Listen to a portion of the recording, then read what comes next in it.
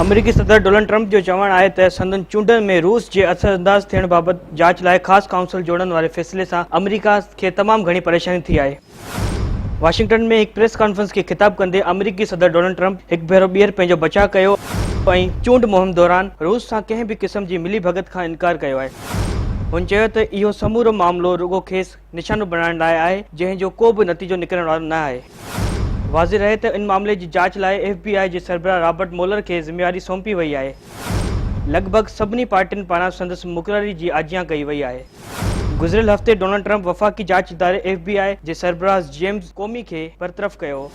कोमी जी बरतरफ़ी खां पोइ उन मामले जी ख़ासि जांच लाइ इंतज़ामिया ते तमामु घणो दॿाउ हो।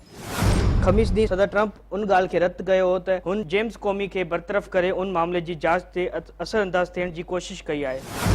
डोनाल्ड ट्रंप जो इहो बि चवणु हो त तारीख़ में कंहिं बि सियासतदान सां अहिड़ी तरह जो अणमुनसिफ़ाणो सलूक न कयो हूंदो जंहिं रीति साणस कयो पियो वञे।